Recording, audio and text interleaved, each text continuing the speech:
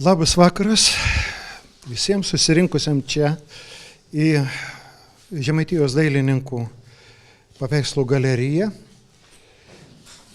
Turiu tik tai truputį atsiprašyti jūsų visų.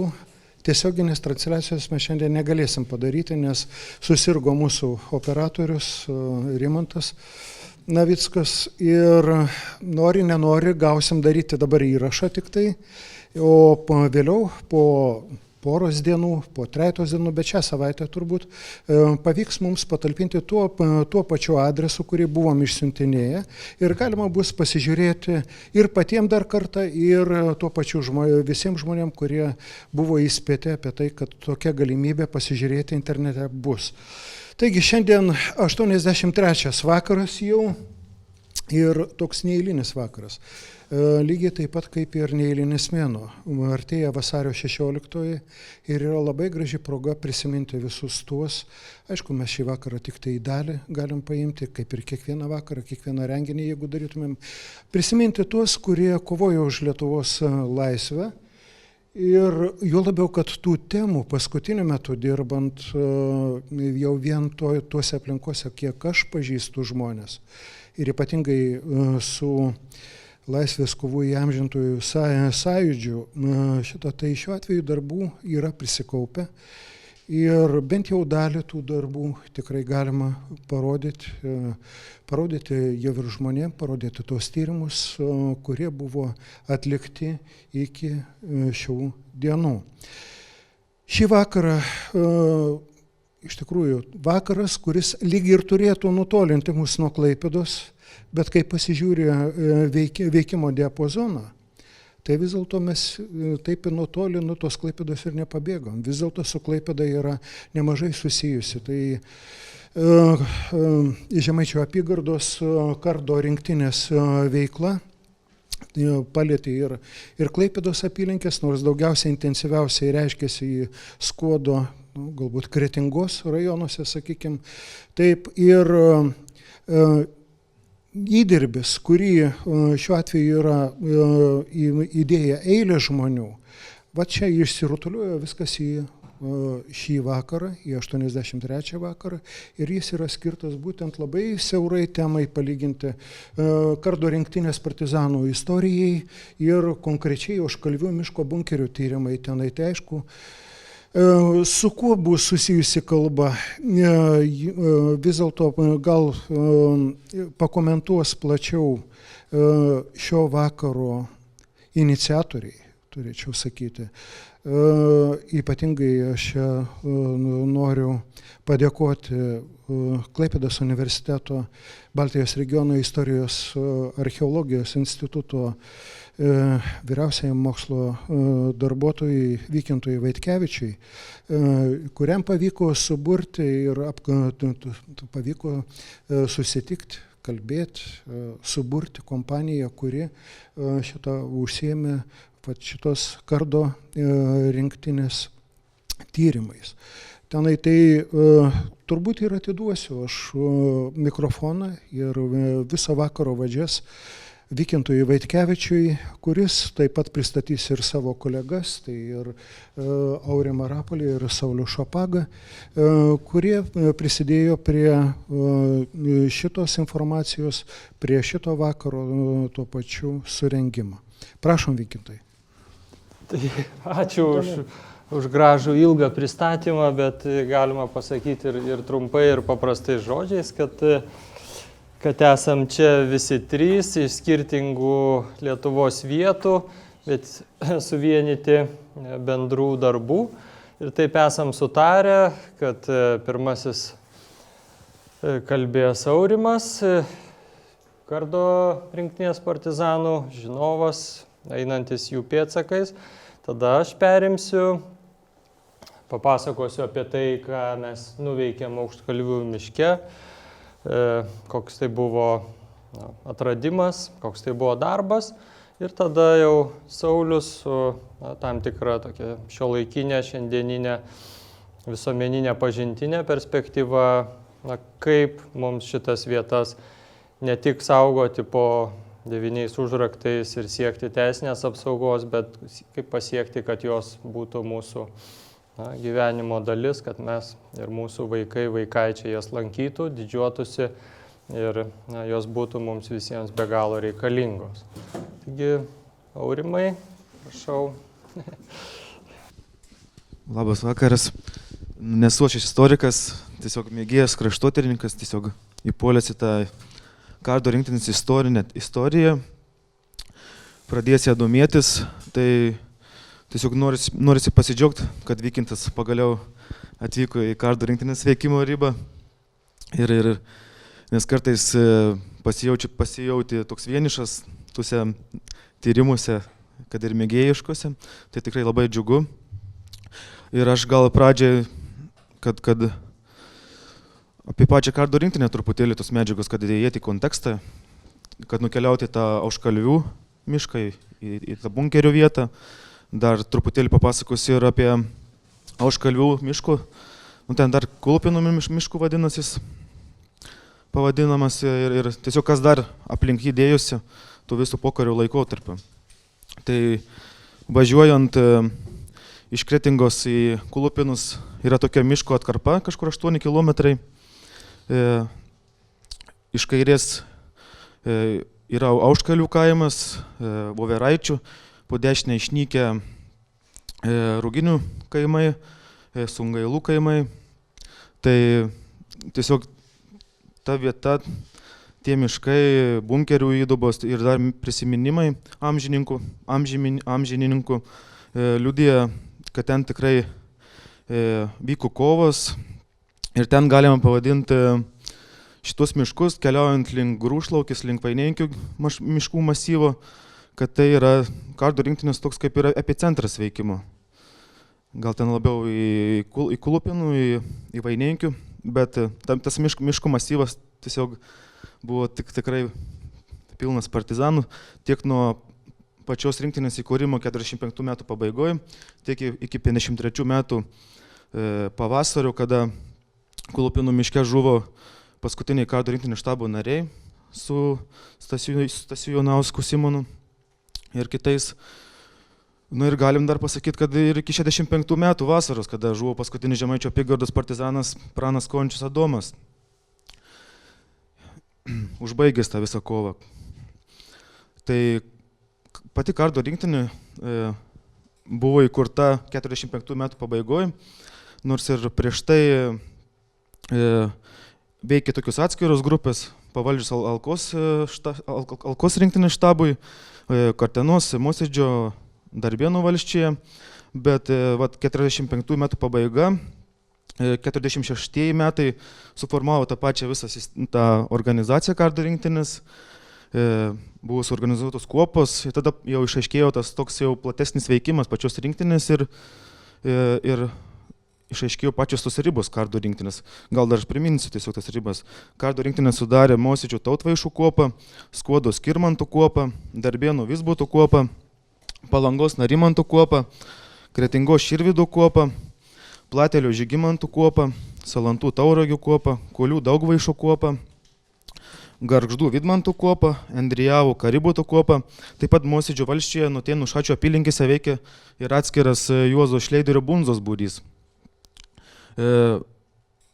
Partizanų dokumentuose taip pat yra paminama ir Klaipėdos kuopa, kuri matyt mieste aišku neveikia, bet jinai tokia kaip ir buvo organizacijai pavadinta. Bet 47 metais jinai panaikinama, neva dėl pačios kuopos partizanų ir Kartenos nesutarimų ir vienų kitų trukdymų dirbti.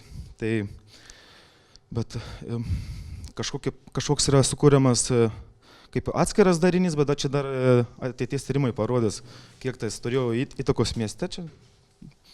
Tai aišku, kardo rinktinės kaip toks jau pagrindinė figūra, tai yra be abejo Kazimieras Kondrimas Monti. Ir visi kiti štabų nariai. Ir netgi per Kulupinų mišką einant tas kelias buvo pastoviai partizanų kontroliuojamas, buvo tikrinami praeinantys žmonės, Taip pat buvo keletas tokių atvejų, kada būdavo apšaudomas NKVDistų mašinos iš kardo rinktinės vado brolio Adolfo Kontrimo Izidoriaus prisiminimų. 46 metų rugsėjį, matam Auškalvių miško Kulupėnų kelyje, buvo apšaudyta NKVDistai, žuvo ten keletas jų ir operacijoje dalyvavo Kulių, Kartanos ir kitų kardo rinktinės būrių nariai. Be abejo, šiuose miškuose veikia daug partizanų ir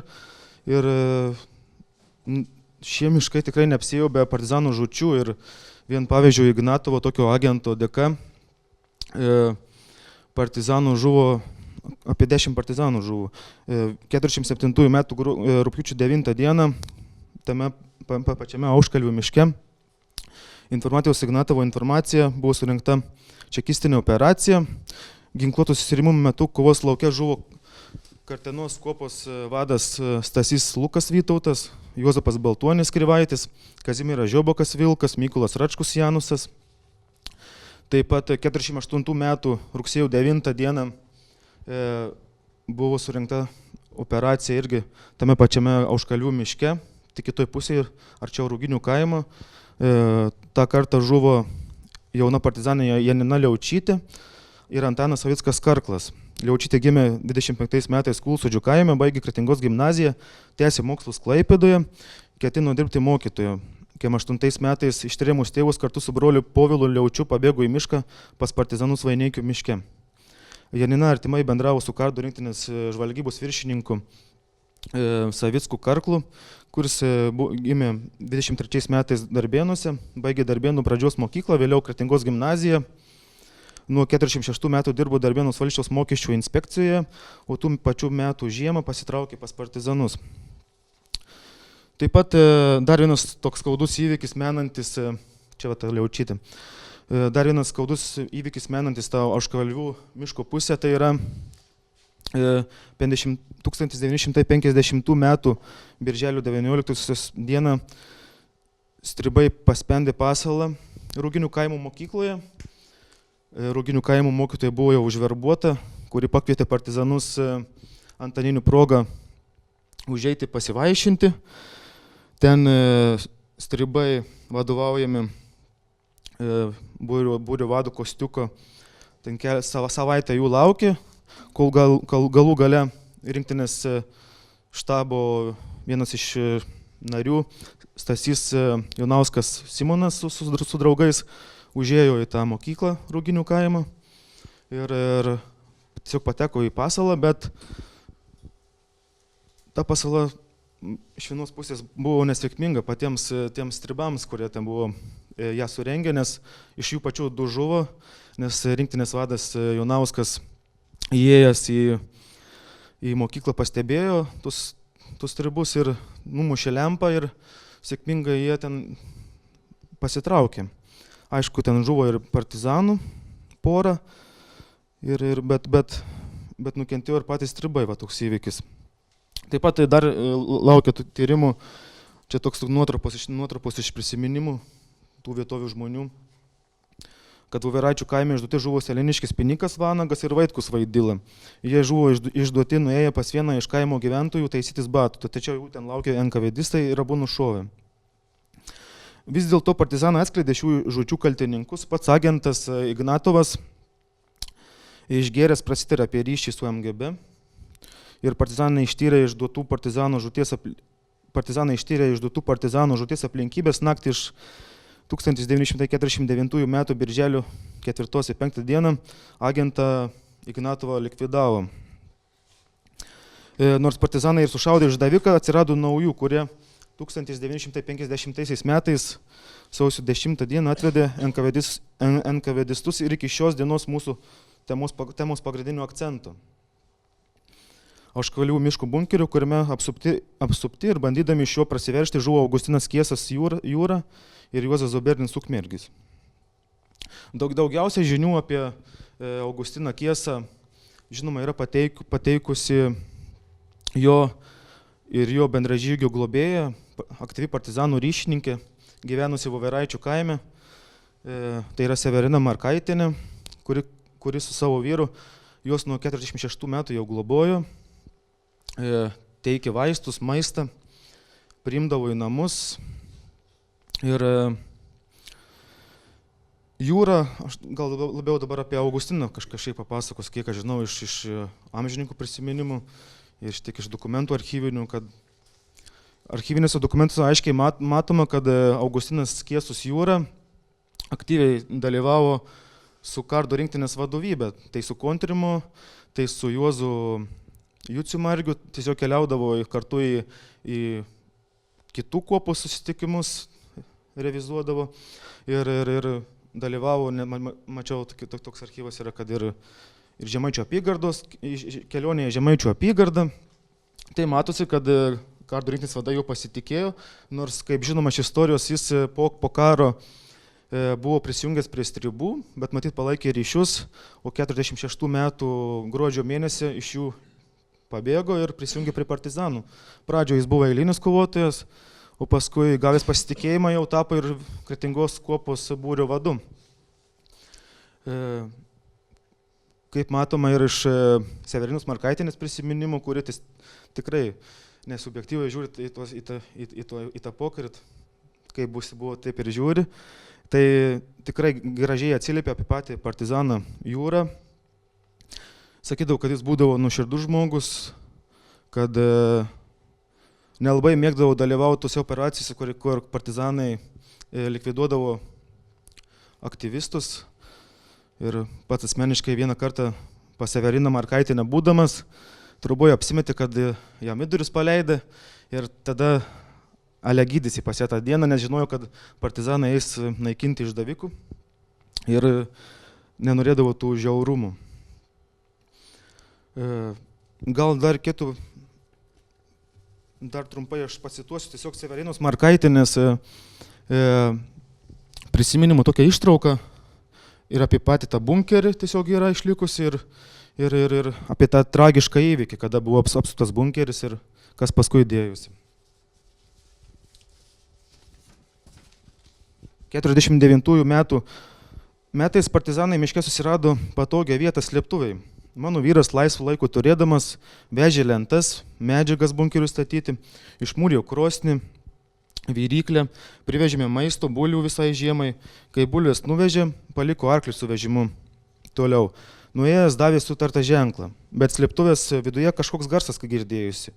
Išlindo į paviršių Kiesos Jūra, turiu svečią, sako. Mano vyras perspėjo, ką tu parsivedė ir parodė, kur žiemuosi, savo mirtį parsivedė. Porą dienų praėjus, pasnigus, pamačiau palengva, praskriejant pilną mašiną baltai apsirengusi saugumiečių. Sustojo visi, išlipo ir į mišką. Tuoj antrą mašiną nuvažiavo link Salantų pilną stovinčių saugumiečių. Tas buvo auštant saulėtai dienai, o po pietų apie 16 valandą ėjau į šulinį vandens. Duris atsidarius ant laiptų stovint išgirdau šūvius, kaip per karą. Granatų sprogimą, automatų šūvius, įbėgau į vidų, pašaukiau vyrą, jo veidas pasikeitė, iš akių ašarus įsiliejau. Įėjome į vidų, abu verkime, vyras šaukė, jog neklausė jo Jūra, kaip patarė išeiti, negyventi tame bunkeryje, bet matyti toks likimas. Sugalvojame važiuoti į Kulupinų, saulė leidžiantis paprašėme iš anužių arklį su rogėmis ir važiuojame link Salantų. Jei kas sulaikytų, pasakytume, kad važiuojame pas bendradarbį. Važiuojame, nieko nematyti, nieko negirdėti, kelias kiek tik primatai tuščias.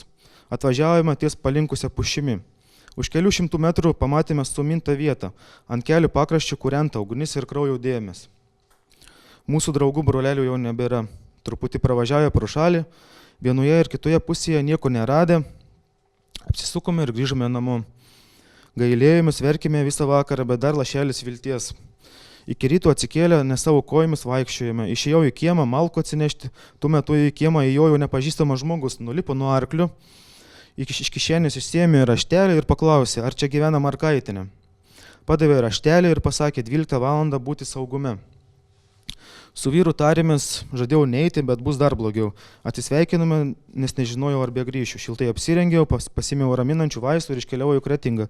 Mažas keleivinis autobusiukas važinėjo Mažeikiai į Klaipėdą. Kai atvykus ėjau į saugumą, stribai linksmai juokavo, kaip judošiai pragare. Parodžiau raštelį, pasižiūrėjau, tuo stribas nuvedė laiptais į viršų ir liepė sėstis ant suolelių koridoriuje. Sėdžiu, širdis plaka, kaip dabar bus. Jei nušojo, ves parodyti, kaip reikės pranešti skausmą. Sėdžiu, uniformuoti saugumiečiai vaikšto, o aš tik meldžiuosi. Paklausė, ar moku rusiškai, atsakiau, kad ne. Tada išėjau ir atvedė vertėją. Tokia boba atsisėdo priešais ir paklausė, kada paskutinį kartą buvo pas mus Kiesus ir Zubernis. Atsakiau, kad tokių nepažįstu. Kelis kartus klausė vis tą patį, o aš vis tą patį atsakiau. Tada saugumietis atsistojo, užsirūkė ir einant pro šalį, pagrėbė mane už plaukų ir smarkiai pakėlė į viršų. Skaudėjau, bet staiga sustiprėjau. Na, galvojau, prakeiktas žodžio neišgausi, mano ašarų nematysi.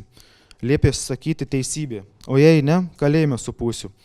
Eidamas pro šalį spyrė į kėdę ir nukritau ant žemės, nemušė, bet grasino kalėjimu. Liepė išeiti, išvedė stribą pašaukęs, pasisodino ant suolo. Sėdžiu, girdžiu, vienas stribas sako, kur jau žalčius dėsim. Kitas atsako, vešim į pastauninką ir išmesim marnom.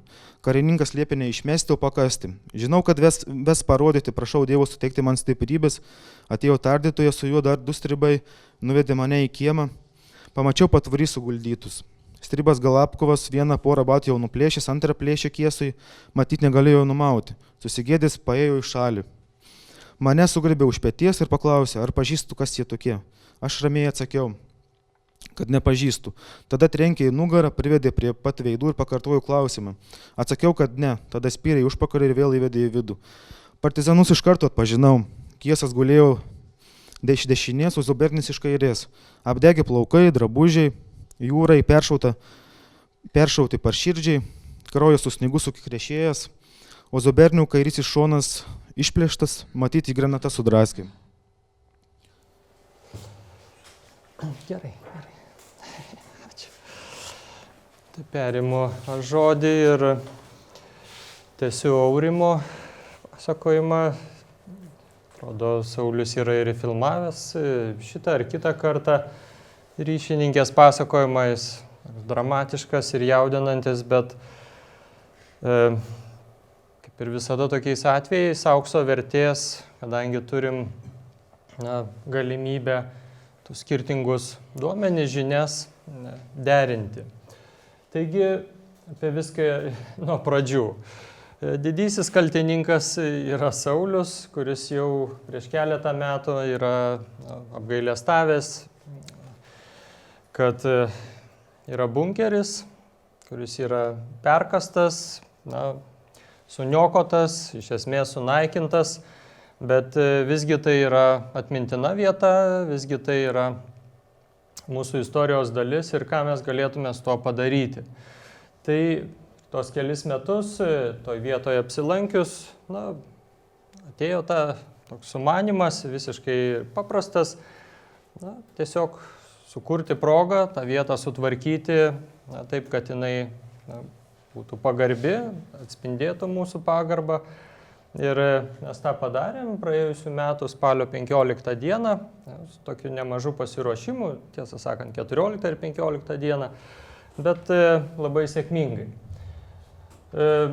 Čia tyčia sąmoningai parinkau nuotrauką tuo būreliu talkininkų, jis čia ne visas, bet tai yra, labai norisi pabrėžti, kad tai yra karta, kurią mūsų visuomenės tyrinėtojai vadina trečiąją kartą, ar dar kaip mes ją pavadinsim, bet man tai yra jauni žmonės, kurie užaugę, o kiti net ir gimę, jau Lietuvai atkūrus nepriklausomybę ir kuriems partizaninio karo atminimas, įamžinimas yra be galo brangus. Tai ir yra svarbiausia, nes čia šitoj vietoje mes esam visiškai vieningi, nes nekeliam klausimų ir nesiginčiam dėl to, kas neretai iškyla kalbantis su vyresniais žmonėm, kurie yra gimę, sakykime, ar priklauso tai antrajai kartai.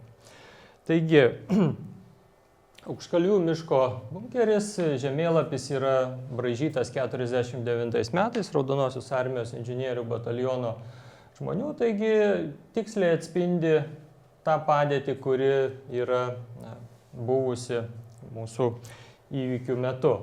Tai šiuo metu Tas gražus paminklas, netrukus jį parodysiu, visi bent jau trumpam esam jį matę važiuodami šiuo keliu, stovi prie plento, bet tiesaus nuėjimo prie bunkerio nėra, arba jeigu jis yra, tai jo labai sunku pasinaudoti. Bunkeris pasiekiamas tokia aštria alkūnė, iš esmės jau einant pėsčiom visą nemažą kvartalo dalį. Čia galėčiau tik klausti, ar čia yra mūsų ryšininkė sodyba, nes aš to nežinau. Šičia, va šičia, ne? Va. Tai taip žvelgiant, miškas yra pelkėtas, stipriai pelkėtas, žymesnių tokių kalvų, kalvelių nėra, bet visgi tarp pelkių viena kita tokia, kiek moreninės kilmės, tokia priemolio molio salaitė yra ir matyti, kaip tik jinai ir buvo čia pasirinkta. Žvelgiant į dabartinį žemėlapį, jau praėjus daugeliui dešimtmečių, paminklas yra prie plento, kaip minėjau, tada važiuojam toliau į Kulupėnų pusę ir atsigręžę alkūnę ir pasiekiam čia esantį bunkerį. Paminklas stovi kartu su stendu ir stendas jau kaip ir yra įvadas, čia yra toks nemažas pasakojimas, parinktos nuotraukos, bet galbūt svarbiausia šiandien čia yra šita pastraipa. Bunkeris, kuriame slėpėsi Kiesas ir Zobernis, jo vietą 98 metais tyrinėjo Zobernio sūnėnas Palangiškis Juozas Zobernis. Ir su artimaisiais jis iškasė nei didelę, nei mažą 7 metrų ilgio, 3 metrų pločio ir beveik 2 metrų gylio duobę, kurioje rado bunkerio sienoms, luboms ir aslai iškloti panaudotų medinių karčių liekanų, taip pat kirvi, vinių, kaladėlę, sunykusio geležinio rankinio pjūklo liekanas, metalinę žibalinę lempą, butelį su žibalu. Na ir čia tą sąrašą dar būt galima vardinti, tas pasakojimas yra ilgesnis, ten viryklės, krosnelės liekanų, panašiai. Ir čia yra, sakykime, toksai piešinys, brėžinys, kuris mums yra šiek tiek svarbus, vėliau prie jo dar galima bus sugrįžti.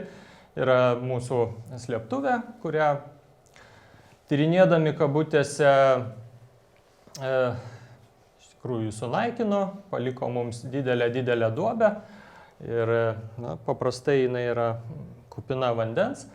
Na ir tas pasakojimas, aiškiai, dar turi tęsinį, tai ilgą, kaip sakyti, slaptą įėjimą į bunkerį, kuris yra beveik be trupučio 50 metrų ilgio. Taigi čia tokia daugiau mažiau pradinė padėtis. Štai pėsčiųjų takas, iš esmės kvartalinės, reiškia juosta, ir medžiai, gražiai Sauliaus jau dėka pažymėti tokiais Vyties kryžiaus ženklais, jais sekant šiai galima pasiekti bunkerio vietą. Ar kaip atrodė ta vieta, čia po kelių metų pertraukos joje apsilankiau kartu su Saulium ir taip pat gerbiamu Mulvinsku, Kretingos paminklosaugininku. Padėtis, tokį įsivaizduokit kraterį, reiškia prikritusi lapų, dumblo, ir tokia milžiniška molio krūva vienam šlaite, ir tokius nedidelius jau daugiau mažiau žolėm, krūmais, vietėmis apaugusias tokias kitas tokius pilimėlius, kur žinoma susidarė dėl kasimo, dėl išmestų žemių. Ir pačioj duobėj styrantis kuolai, stulpai, kaip mes juos pavadinsim. Tai yra tokia vieta, kurią, nežiūrint to, kad jinai atrodo nederamai, čia vis dėlto yra to paties Zobernio sūnėno dėka ir lėšomis pastatytas nedidelis paminkliukas. Ir štai į vakarų pusę, tas jau minėtas ir dar jį nekartą minėsim, įėjimas, kuris tęsiasi beveik 50 metrų, taip pat užkritęs lapais, užslinkęs. Tai pradėjom darbą nuo to ir sakydami, kad jokių ypatingų didesnių tyrimų čia neturim galimybių surengti, bet padarysim viską, kad vietą sutvarkysim ir kiek galima iš to atrasim, paimsim jau mokslinių žinių. Tai pradėjom nuo vandens nusiurbimo, pašalinimo, viršutinių lapų ir dumblų sluoksnio. Ir ta nuostaba, kuri netrukus aplankė mane, bent jau mane, tai buvo stulpai. Per paskutinius 6 metus esu lankęs daugybę bunkerių, nežinau tiksliai, 100, gal 200, sunku pasakyti man, bet nei vienam iš jų, patikėkit, nemačiau išlikusių tikrųjų bunkerio stulpų arba medinių konstrukcijų, ir, kurie būtų išlikę taip gerai.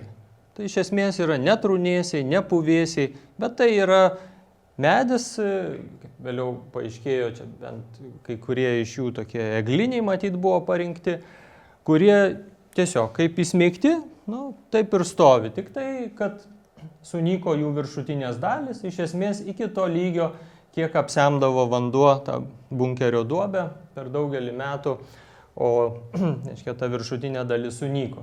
Ir jau matėsi, kad čia yra ir prikritusių lentų.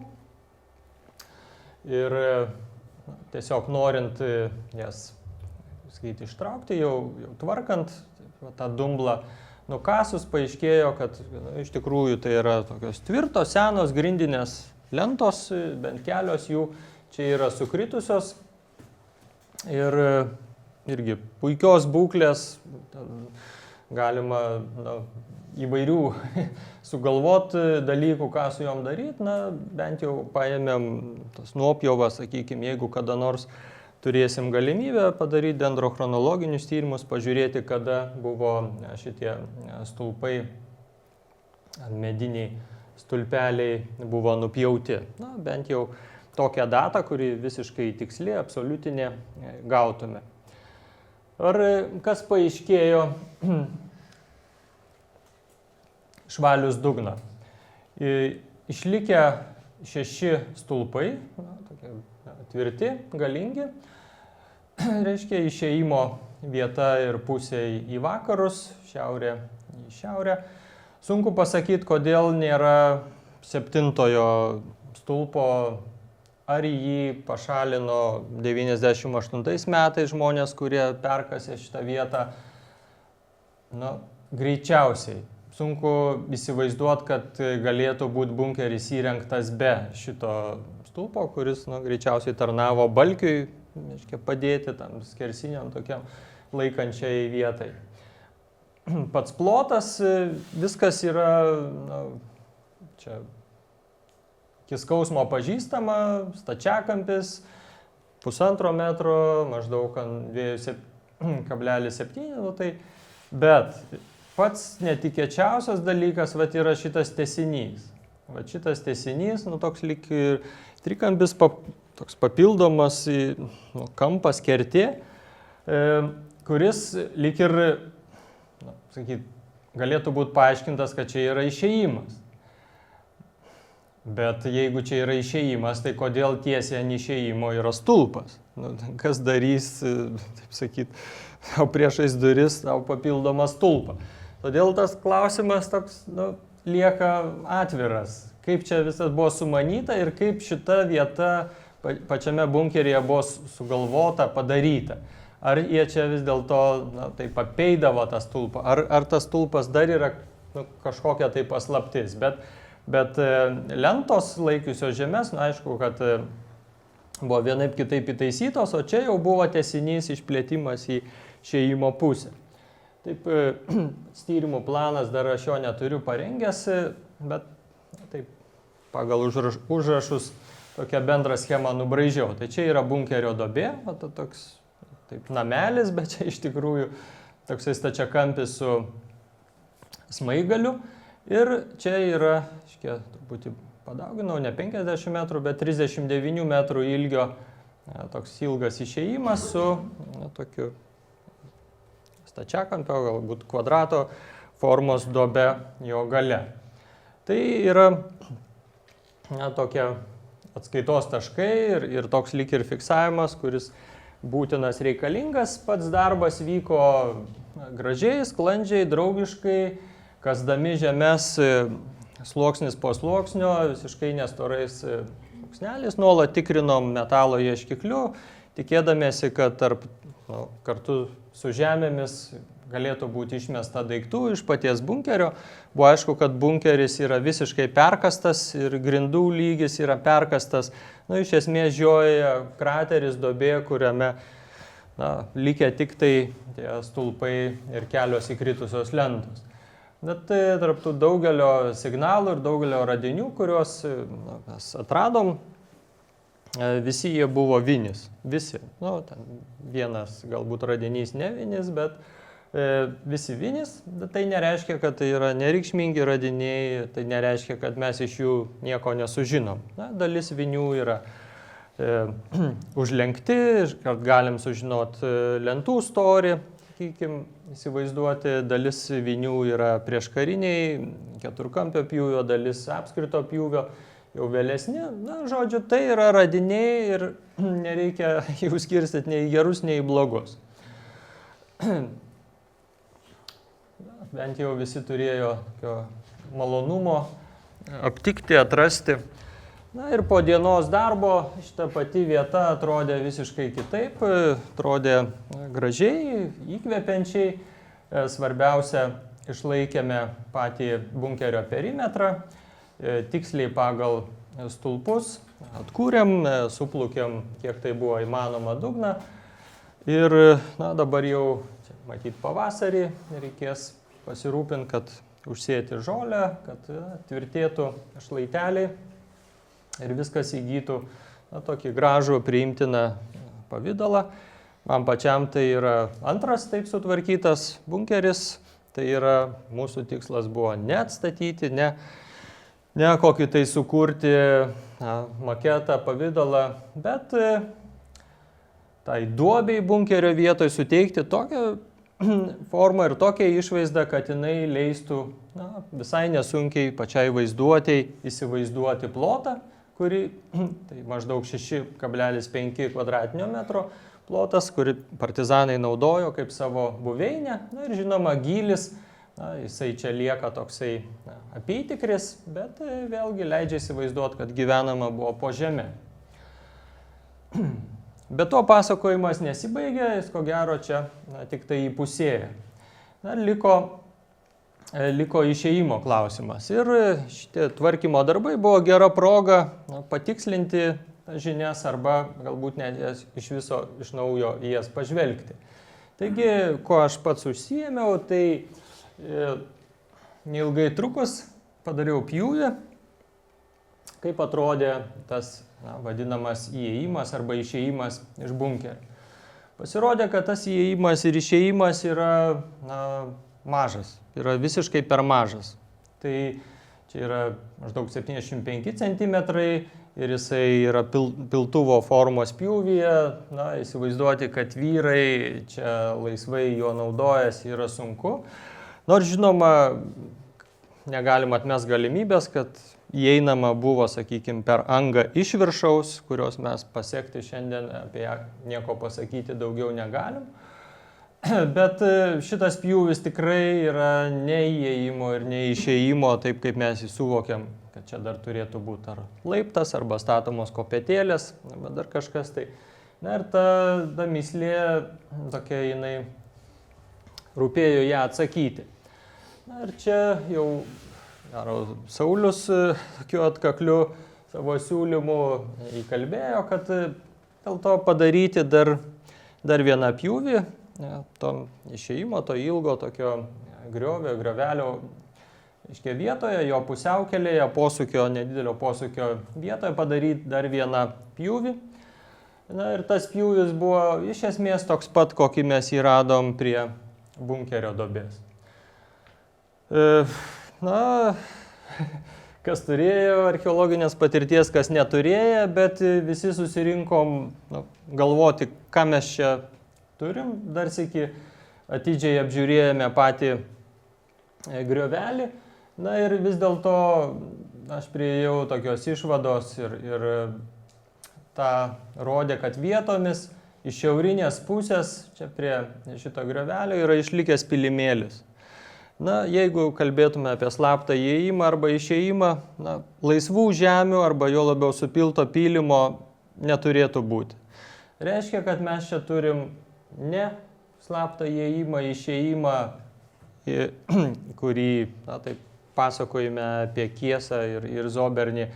Taip mes galėjom įsivaizduoti, kad jie čia ruoždamiesi žiemai dėjo milžiniškas pastangas, 2 vyrai iškasti beveik 40 metrų ilgio tunelį ir maža to iškasti, faktiškai dar jį įtvirtinti, įrengti tokį lyg ir šachtinį įėjimą, praėjimą.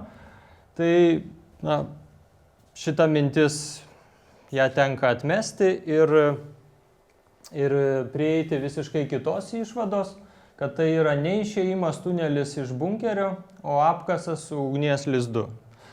Ir na, kai ta jau mintis šovė, nežinau, ar Aurimas pirmas ją, sakant, išreiškė ir jinai mums ten bebūnant kartu iškilo, na tada viskas, nesakau, stojo į savo vietas, bet viskas įgavo visiškai kitą vaizdą.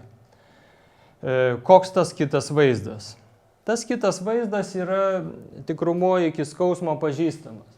Tai reiškia, kad mes turim reikalą su bunkeriu Aukštkalvių miške, kuris buvo įrengtas 44 metų pabaigoje arba 45 metų pabaigoje. Bet didesnė tikimybė, kad tai yra 44 metų žiemos išvakarės ruošiantis žiemoti įrengtas bunkeris ir kaip įprasta tam laikui su apkasu.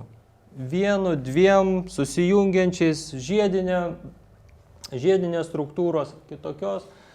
Per visą Lietuvą jie yra pasimėtę, vienodų bunkerių, vienodų žeminių, vienodų gynybinių įtvirtinimų nėra, bet visi jie turi kažką tai tarpusavį bendro.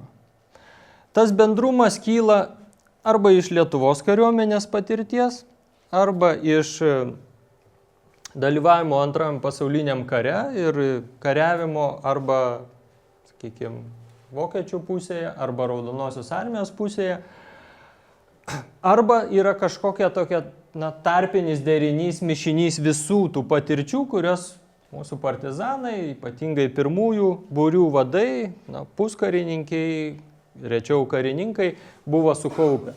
Tai tos stovyklos, kurias mes žinom šiandien ir kurių ieškojimai tęsiasi iki pat ir matyt dar ne vienus metus tęsis, visos tos stovyklos yra nuostabios, įdomios, su bunkeriais, apkasais, maisto sandėliais, šuliniais, arklių bunkeriais, virtuvėmis ir ko tik tai dar ten galim sugalvoti, visa tai ten yra.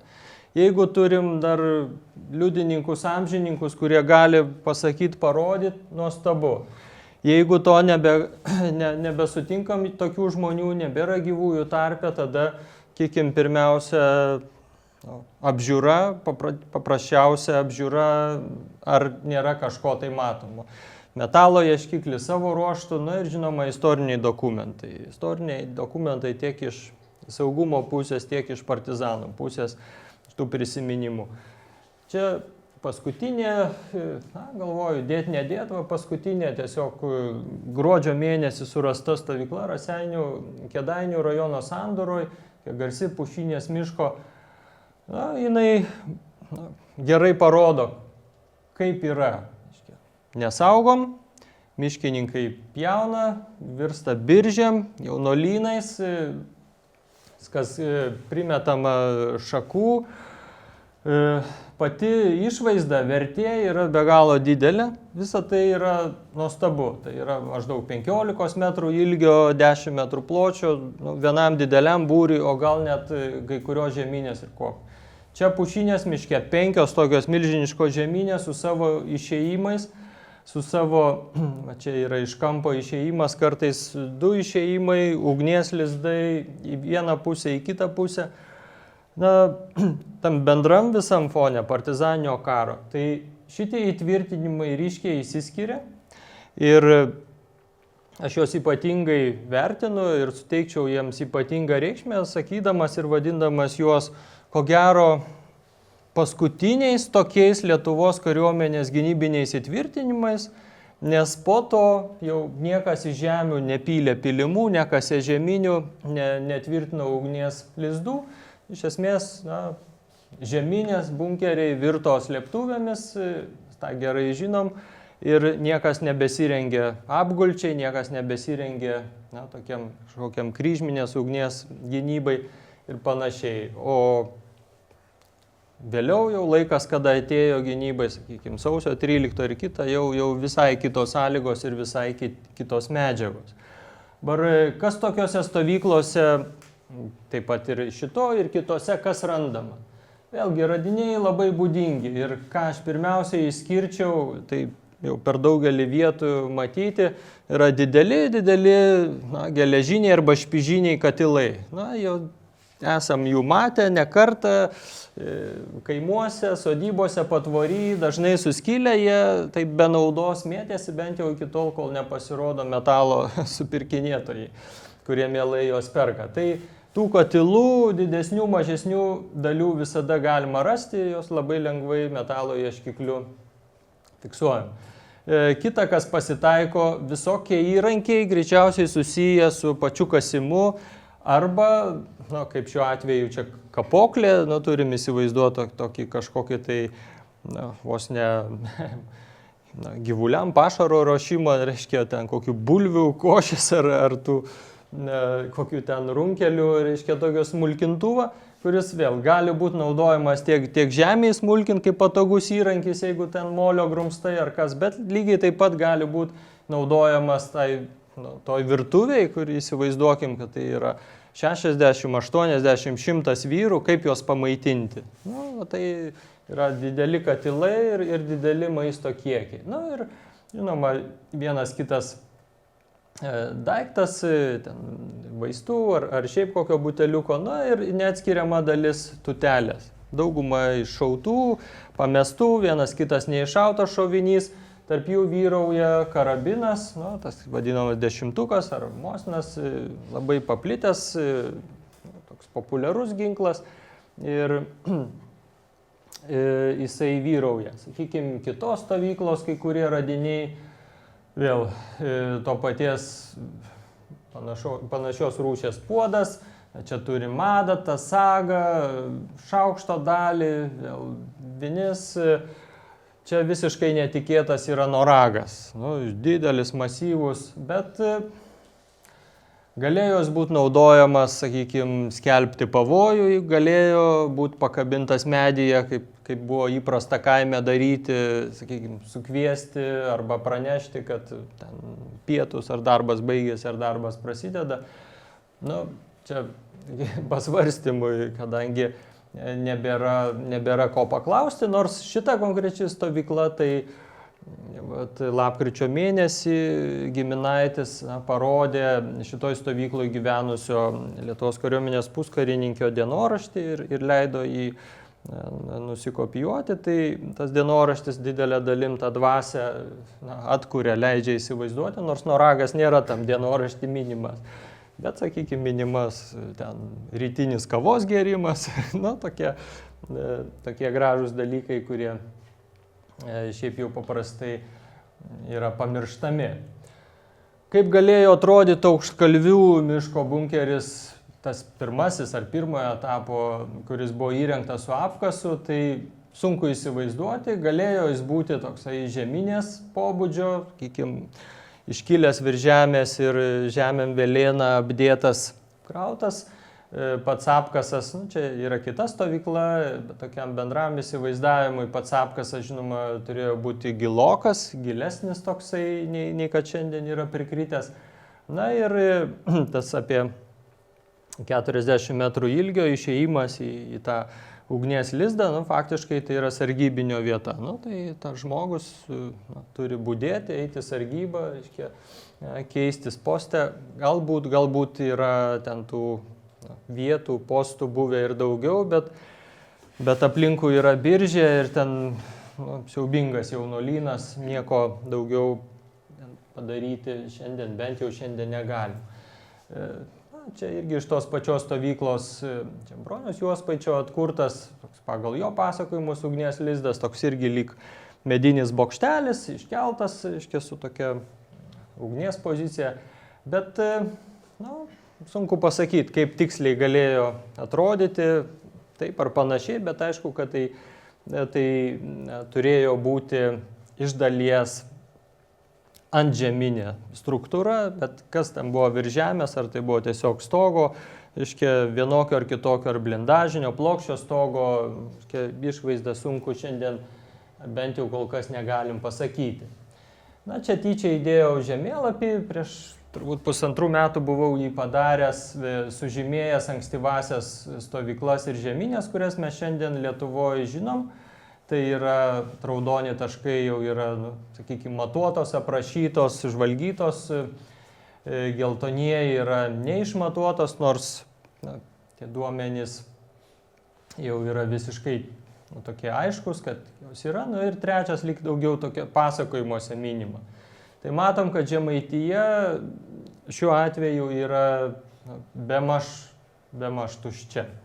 Ir va ta Aukštkalvių miško bunkeris, taip visiškai netikėtai, tiesiog sutvarkant jo vietą, atsiradus ta žinia ir padaryta išvada, jinai leidžia mums šiandien kalbėti, kad čia mes irgi turim tašką, irgi turim liudijimą, kad 44 metų rudenį arba galbūt 45 metų rudenį čia dar buvo irgi taip įsitvirtinta. Ir dabar jau toksai klausimas daugiau tokiam istoriniam tyrimam, kas galėjo būti tie partizanai, kurie čia tą bunkerį įsirengė. Tai kaip jau paprastai yra ir kaip Lietuvoje ta patirtis rodo, sakykime, yra didesnės kažkoks tai miestelis, gyvenvietė ir kilometras, 2 ar 3 iki artimiausio miško, artimiausios pelkės ir tikėtina, kad ten tas 1, 2 ar 3 būriai pačioj partizaninio karo pradžioje ir susidarė. Bet čia šiuo atveju nėra taip dėkinga, nes čia yra Kretinga visiškai netoli. Tie partizanai įrengę bunkerį gali būti iš Kretingos, čia pat yra Kartena, čia pat yra Kūlupienai. Iš esmės, iš bet kurių iš tų 3 gyvenviečių tai galėjo būti tie partizanai ir kaip Aurimas minėjo, tas miškas per visą partizaninį karą buvo partizanų vieta, prieglobstis ir jų iš dalies, bent jau iš dalies jų kontroliuojamas, bet jau vėliau jėgų santykiui pasikeitus tas buvo užleista. Tai beveik tų galima baigti, bet dabar kvieščiau Saulių, kuris jau matydamas, kas mūsų pasakyta, dar gali pasakyti tai, kas minėtina. Sakant, turiu garbės save laikyti, kaip sakant, Vykinto draugu. Ir tai yra šiuo atveju, sakykim, tam tikrą prasme labai svarbu. Aš pats į Kretingą atsibaščiau 2004 metais ir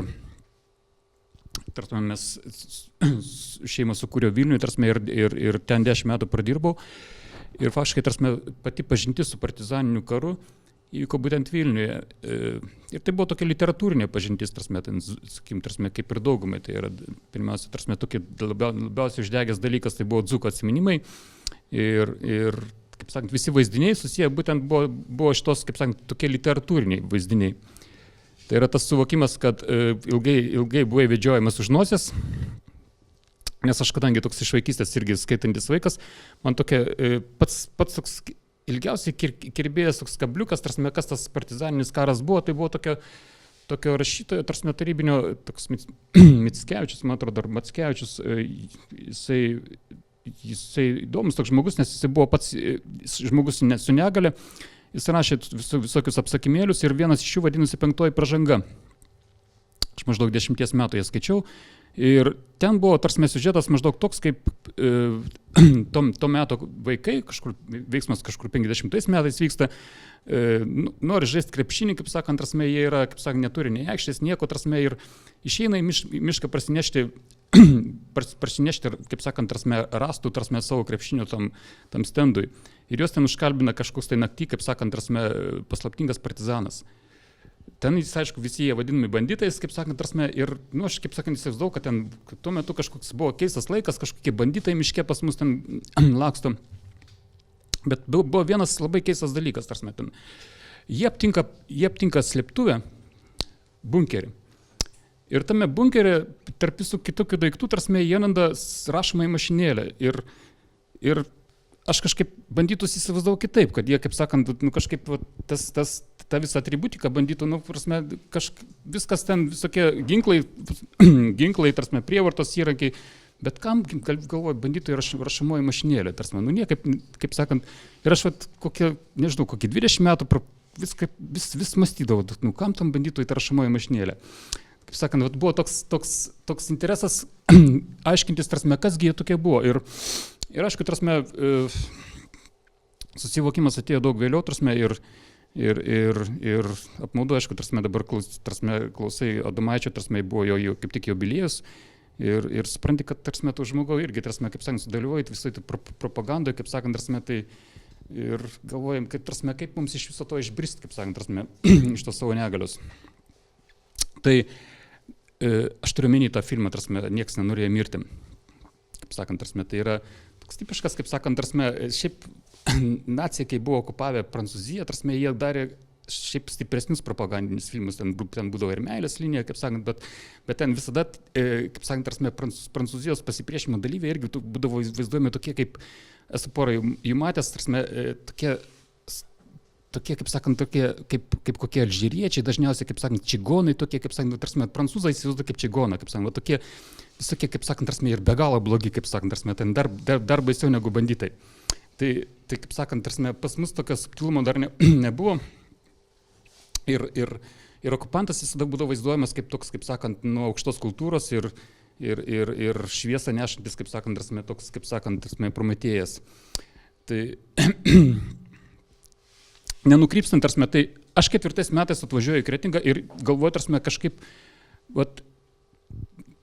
kažkokia tai turėtų būti konkreti tikrovė, tarsi, su to karu, tarsi, esu prisiskaitęs kažkiek tai, dirbau tuo metu, tarsi, tokiai mokyklai, kuri dar neturėjo pavadinimą, bet norėjo turėti pavadinimą, tarsi, ir kai vyko tos diskusijos, tarsi, kaip čia pasivadinti, tarsi, ir aš pasiūliau, tarsi, kaip sakant, tarsi, tada susiradau, tarsi, tos pirmosios aprašymus apie tą vietą, apie tą būtent regioną Kretingos ir supratau, kad ten veikia kardo rinktinės ir aš pasiūliau, tarsi, mokytojų susirinkimą pavadinti kardo mokykla, tarsi, tai buvo tokia buvo labai nuščiuvusi reakcija ir supratau, kad manęs, kaip sakant, kad iššoko per daug, tarsi, kaip sakant,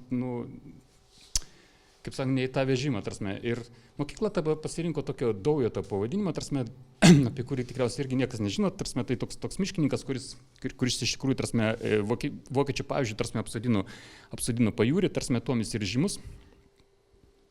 Tai mokykla aš pradirbau porą metų, tarsi, bandžiau suorganizuoti ekskursiją į Minaičius, irgi nepavyko tada, kaip sakant, dėl įprasto paaiškinimo, kad nėra pinigų tam.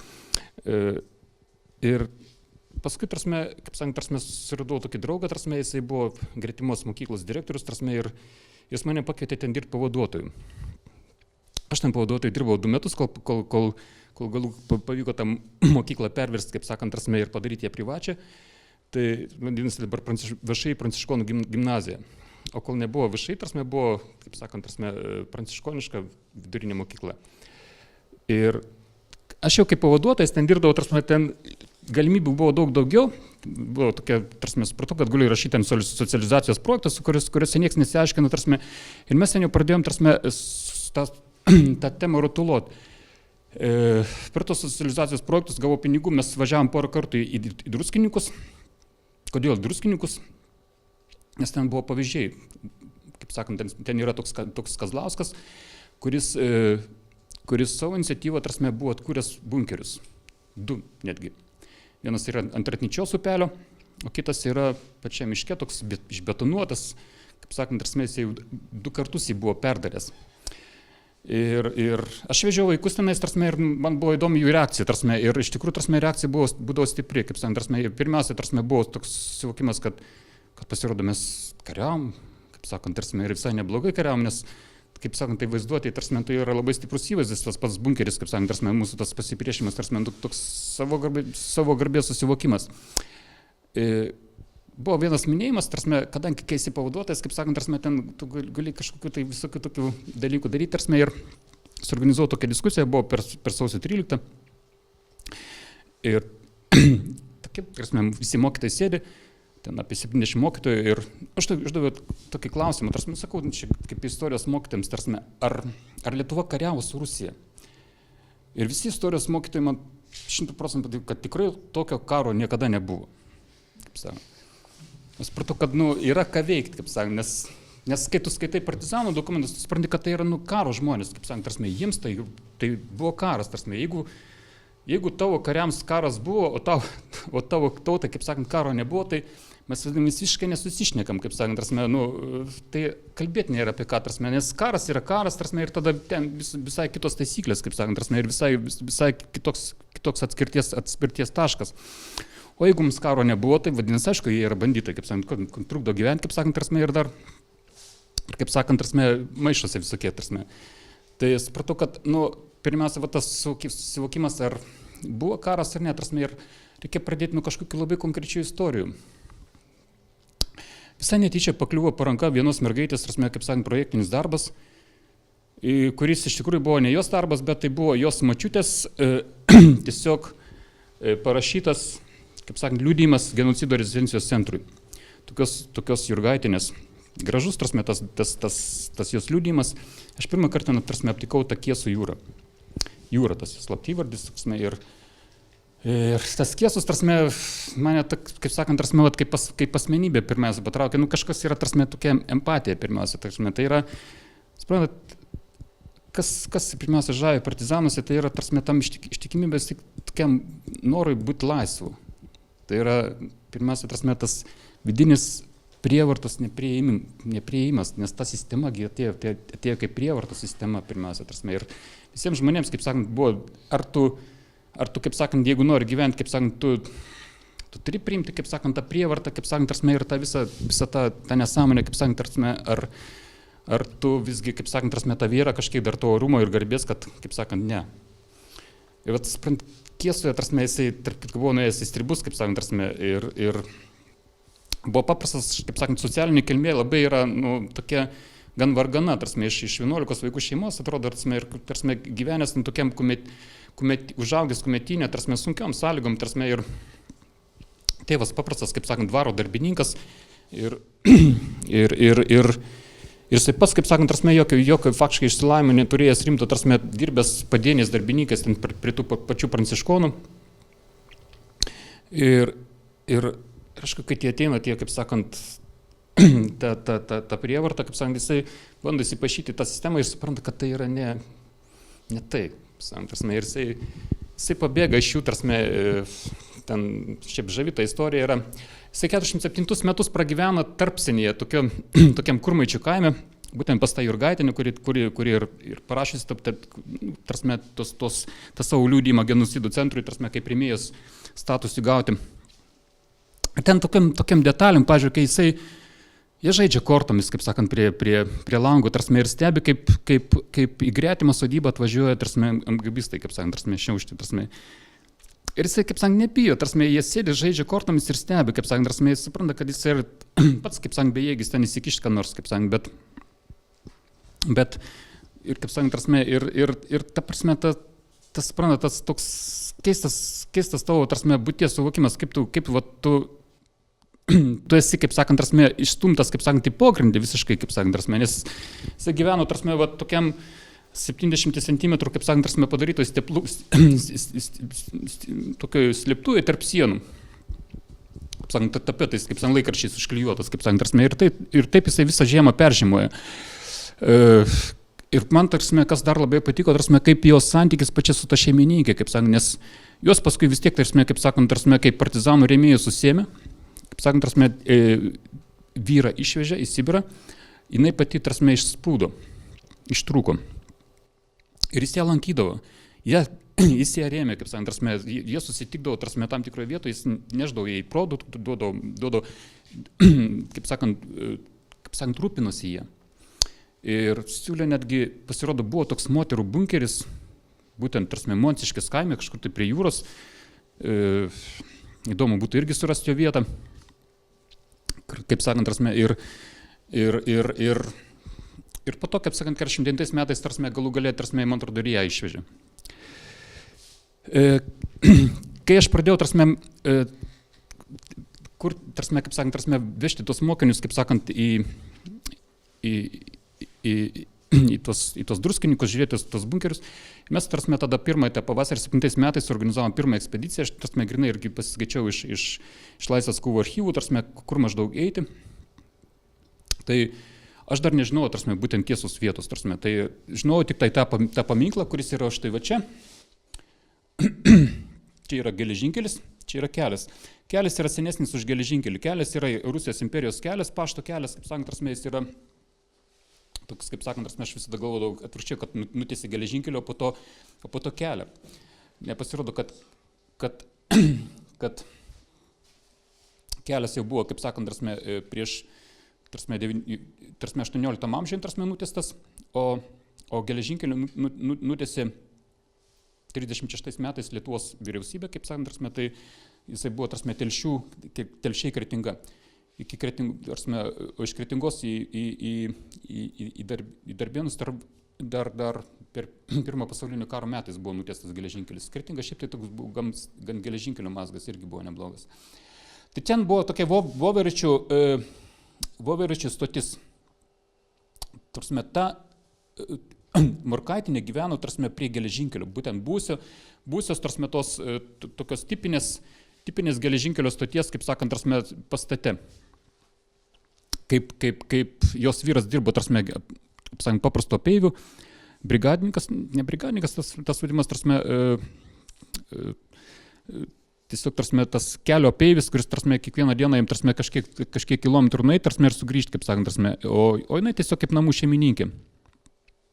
Ir ten, kur Vykintas rodė, tą senesnį žemėlapį, tas kelias iš čia, iki tos vietos, faktiškai, jisai buvo tiesus.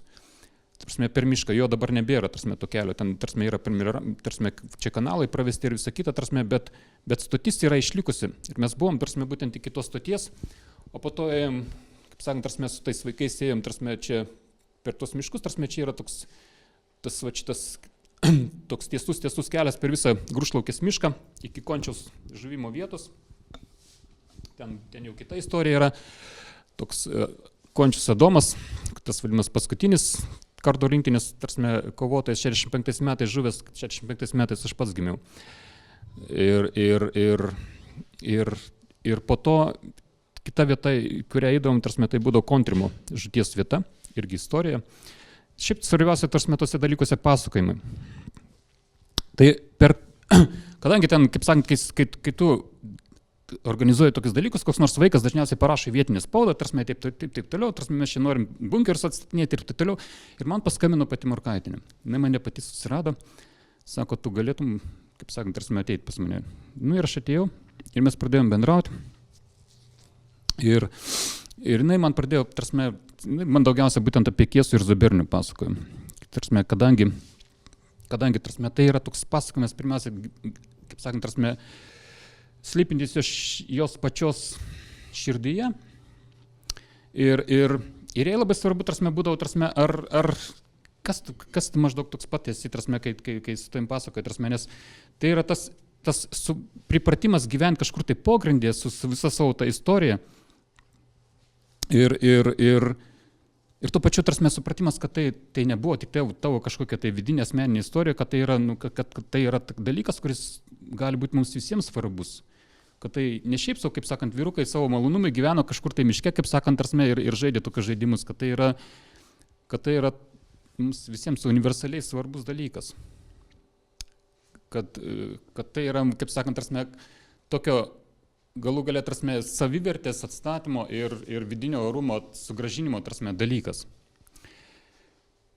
Šiaip Vykinto versija man dėl pačio bunkerio, tarsi, kad tai 44 metų, tarsi, man neįsipaišo, tarsi, kiek aš bendrau su ja.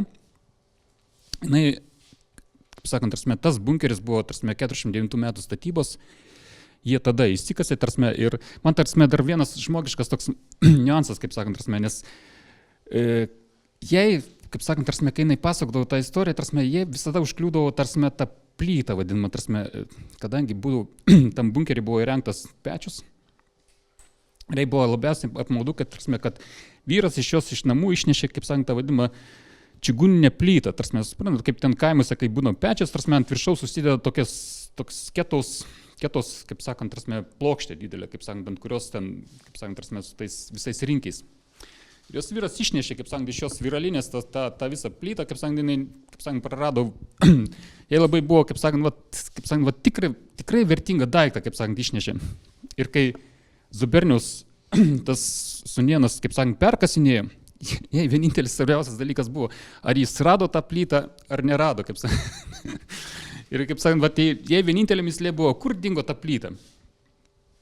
Vadimant, tas čiguninis, kaip sakant, nes tai būtent jie įsiminė tai, kad buvo 49 metų rudenį išnešta ta plyta buvo, ir jisai ten, kaip sakant, po 50 metų sausį jie ten žuvo.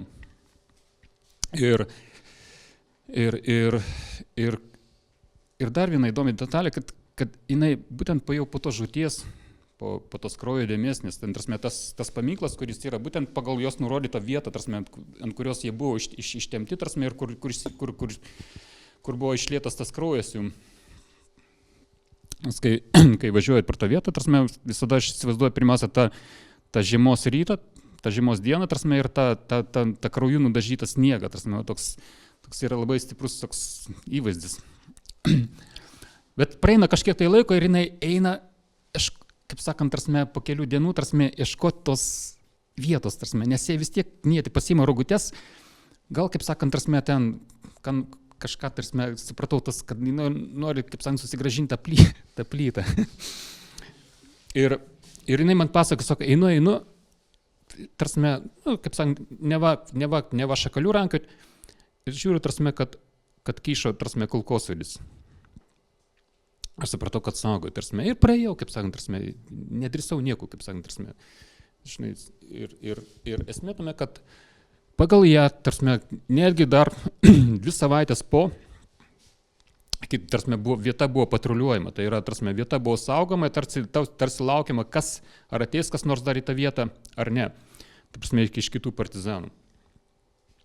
Tai man tokia aiškiausia versija, kad tie kareiviai, kaip sakant, iš neturėjimo ką veikti, kaip sakant, jie ir išsikasė tą tunelį, pasidarė tą ugnies lizdą, kaip sakant, ir čia greičiausiai yra jų palikimas. Bet įdomu ne tai, jeigu ne tas tunelis, kaip sakant, mes iki šito momento irgi nebūtume atėję, nes man dabar labai yra šviesu, kad yra kažkokia ramybė atsiradusi, kad mes galų galę išsprendėm tą bėdą. Nes bėda buvo kokia. Pirmiausia, aš pats, kaip sakant, žinau istoriją, pasakojame konkretų, 2 jauni žavūs vyrai paguldė galvas, kaip sakant, tai buvo jų pasipriešinimo būdas. Apie Zubernių, tarp kitko, irgi yra nuostabi istorija, mat pas sūnėnas pasakoja, Zubernius vieną sezoną, kaip sakant, vieną vasarą šis pragyveno gandralizdėje. Savo, kadangi jo tėvus visą šeimą išvežė, jisai pats nebūtų ėjęs į mišką, bet kadangi taip liko, tai jisai, kaip sakant, apsigyveno savo sodybvietėje, ir ten buvo toks senas gandralizdis, jis ten užsikabiriojo ir pragyveno ten, jam, kaip sakant, su virvute, jisai pasimdavo tą maistą, kol galų galę vasaros pabaiga kažkas pastebėjo ir tada suprato, kad jis turi, kaip sakant, ateidavau, atvažiuodavau, NKVD patruliai, kaip sakant, naršydavau tą sodybą, o jo kaip ten tokio ir nepastebėdavau. Tai yra tokios detalės, kaip sakant, tu turi savo vaikams netgi ką pasakoti, apie kad įsivaizduot, gyvent gandralizdėje. Tai, tai tu žinai tą istoriją, tarsime, ir nežinai, ką daryti. Tarsime, pirmas, aišku, sudėgymas buvo, mes čia su vaikais galvojom, tarsime, paimsim, atstatysim tą bunkerį, tarsime, ir gerai, kad, kaip sakant, tarsime, tas Vykintas sugalvoja tą Laisvės kovos įamžintųjų sąjūdį, jie tenais organizuoja sąskrydžius kiekvieną pavasarį. Ir mes irgi, tarsime, nebeatsimenu, su kuriuo iš draugų, tarsime, mes nuvažiavom. Ir man ten, kaip sakant, biškai atsivėrė akis, kad nereikia kišti, kaip sakant, tarsime, nagų ten, kur nelabai supranti, ką reikia daryti. Nes iš tikrųjų pirmas toks įvaizdis buvo kaip Druskininkuos, pamačiau, kad tarsime, kaip Kazlauskas, tarsime, atstatė tos 2 bunkerius, tarsime, irgi iš savo tokio mėgėjiško užsidegimo, tarsime, jie tarp kitko, tarsime, kol supratau, kad kol jisai pats gyvas, tarsime, tol su jais viskas bus gerai. Bet didesnė bėda, ką daryti su jais paskui. Jau tada buvo dilema, Druskininkuos, jeigu esat buvę, yra 2 muziejai. Yra vienas savivaldybės muziejus, kaip sakant, tarsime, vos ne, man atrodo, Čiurlionio vardo, o yra kitas muziejus, tarsime, daug stipresnis jis, kaip sakant, tarsime, tuo metu, bent jau prieš 10 metų, ten buvo pačios savivaldybės patalpose, kažkaip, tarsime, kažkokiais neaiškiais panaudos, pagrindais nepanaudos. Grinai mėgėjiškas muziejus, tarsime, būtent, kadangi ten labai stipri tas tremtinių bendruomenė, Druskininkai buvo tokia vieta, kur kažkokiu būdu, tarsime, jie galėdavo, tarsime, prisiregistruoti. Ir jų ten, tarsime, koncentracija yra daug didesnė negu visoje kitoje Lietuvoje. Tai ten pamačiau, tarsime, tokia vokiška tvarka, kaip sakant, tarsime, budėjimo, tarsime, tai yra pats muziejus, tarsime, laikydavosi grinai iš entuziazmo. Ten, pavyzdžiui, Dambravos yra Dambrausko, tai yra vertėjo, kuris išvertė Iliadą, kuris vargo dirbdamas, kaip sakant, tarsime, paprastų, kaip sakant, tarsime, sanitaro, būtent kažkurioje tai vaikų sanatorijai. Ir atkurtas jo yra darbo kambarys visas. Labai nuostabi vieta, tarsime, mes, kai iš gimnazijos vaikus veždom, tarsime, ten, kaip sakant, tarsime, šiaip pati ekspozicija įrengta be galo profesionaliai. Nes sulyginsi, kaip, pavyzdžiui, tarsime, dabar Kretingos muziejus, tarsime, yra ta nauja ekspozicija. Tai grįžtant prie šitos, kaip sakant, tarsime, istorijos, ką daryti su to bunkeriu, buvo užsidegimas, kad jie statyti. Aš, kaip sakant, tarsime, 8 metais dėl konflikto su nauju direktoriumi, kaip sakant, išėjau iš gimnazijos ir metus 10 mėnesių buvo be darbo. Tuo metu įstojau tada į Šaulių sąjungą, pradėjau užsiimti su jaunaisiais šauliais ir daryti tos pačius žygius, kaip sakant, tarsime, kaip programą, tokia, tarsime, kaip sakant, tarsime, kad kadangi ir taip eina į tos miškus, tai vieną iš žygių, tarsime, aš atkartuoju vėl tą patį maršrutą, kaip sakant, ir mes pirmą kartą jau tada, kaip sakant, dėl Morkaitinės dėka, tarsime, aš jau buvom pirmą kartą atsisėdom ant krašto, kaip sakant, tarsime, to bunkerio. Man buvo labai keista, tarsime, kai aš pamačiau, tarsime, tokią lentynėlę, besimėtančią, kaip sakant, ant bunkerio krašto, ant tos duobės išraustos krašto. Mes ten, aišku, tarsime, pasidarėm kažką tai valgyti, tarsime, bet aš žiūrėdavau, tarsime, ir aš net jos nenusifotografavau.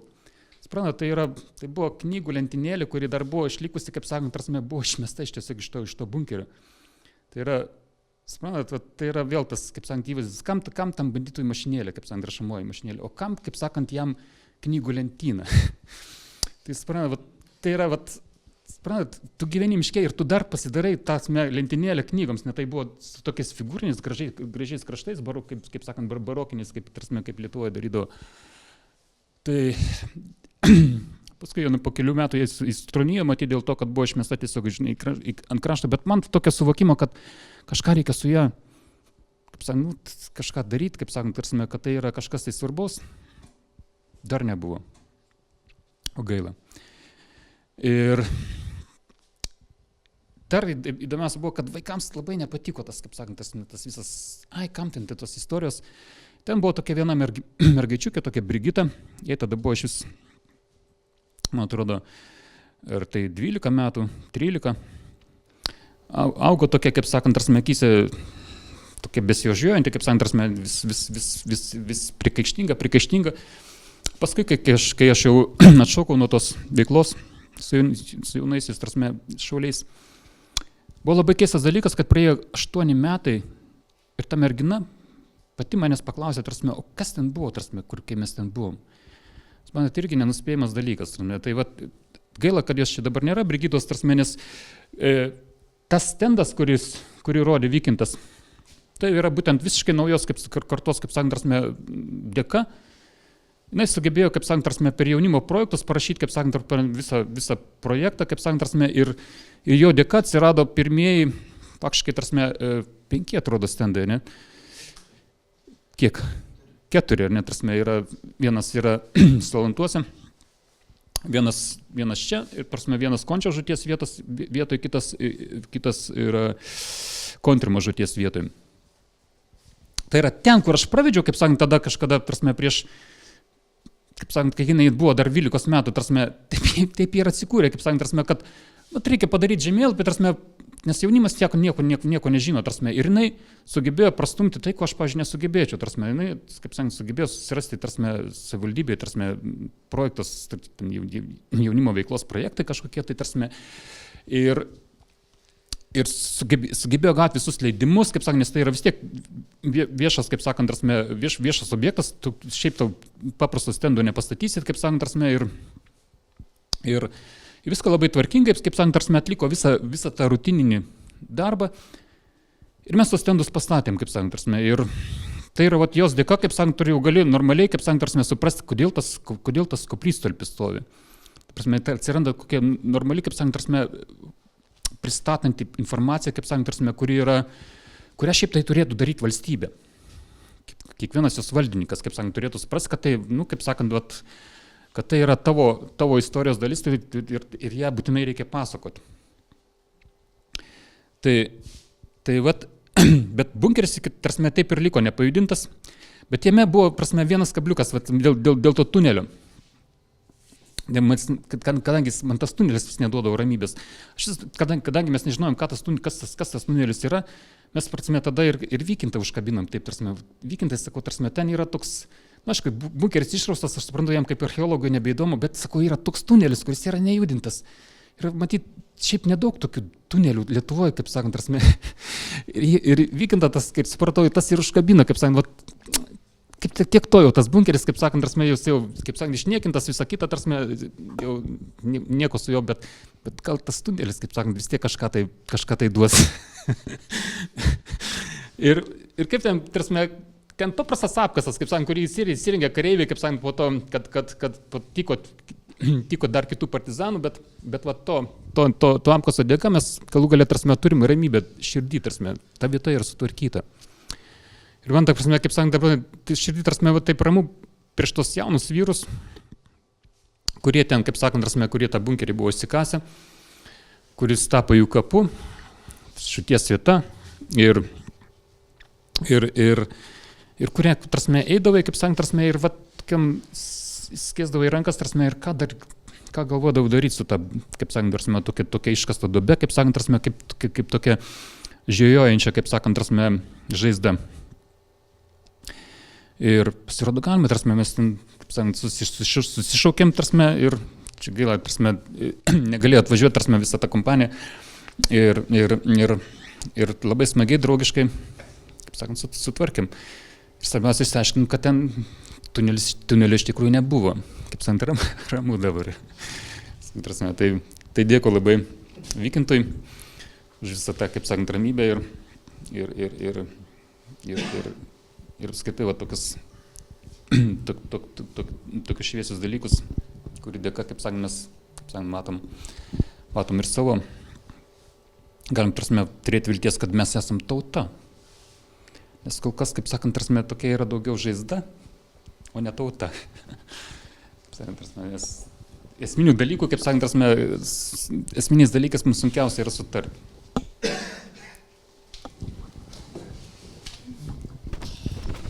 Ačiū Sauliui už tokius ir gražius ir jaudinančius žodžius ir kaip suprantu, dar paties bunkerio byla neišspręsta irgi Saulius sugrąžino tam. Apie ką mane prašė iš tikrųjų kalbėti, aš manau, kaip sako, yra valdžios santykis, kaip sakant, su tokiais dalykais, kadangi aš po to dar, kaip sakant, likimas lėmė, tarsi patikau su Kretingos tarybos narys jau antrą kadenciją ir irgi galvos skausmas, kaip sakant, tarsi, kaip patampi tarybos narių, tarsi tie valdininkai, kurie anksčiau iš tavęs kažkaip, tarsi, kaip į nieką žiūrėdavo, jie kažkaip pradeda tave kažkaip truputį nebeignoruoti. Ir ten, tarsi, pavyzdžiui, toks miesto paminklosauginikas, kuris šiaip tai, neapkalbant, kaip sakant, bet, kaip sakant, ties jo, kaip sakant, pagrindinis nuopelnas ir sugebėjimas, kaip sakant, neveikimas. Tai tas, bet čia, kaip sakant, tarsi, čia yra tokia kaip ir norma jau tapusi, tarsi, tai galų gale, kaip sakant, per šitiek metų, kaip sakant, dabar mes su juo iš kaip sakant, nebepavyksta su juo susitikti, nes, kaip sakant, jisai mėgdavo labai ilgai diskutuoti su manim, kaip sakant, gali diskutuoti, kaip sakant, valandas. Ir man, kaip sakant, vis buvo labai keistas faktas, kad kas po jo kojomis, žinai, sakau, kas man po mano kojomis, jis atverčia tokią plytą, irgi plytą, kaip sakant, iš ketaus. O ten parašyta, kaip sakant, šiame name, ten buvo būtent plyta nuo to namo, kuriame ir koks įdomus sutapimas, kaip sakant, kuriame buvo, tame kieme, buvo, būtent ir paguldytas Kiesus su Zubernium. Tas namas buvo, kaip sakant, milicijos pastatas jau vėliau. Ir kai atėjo nepriklausomybė, tie pirmieji, kaip sakant, būtent tremtiniai, ten entuziastai, jie įsikovojo, kad ant to pastato būtų prikabinta atminimo lenta. Kaip šitoje vietoje, kaip sakant, tas vadinimas, kad čia buvo kankinami ir žudomi laisvės kovotojai. Bet kai pastatas sugrąžino savininkai,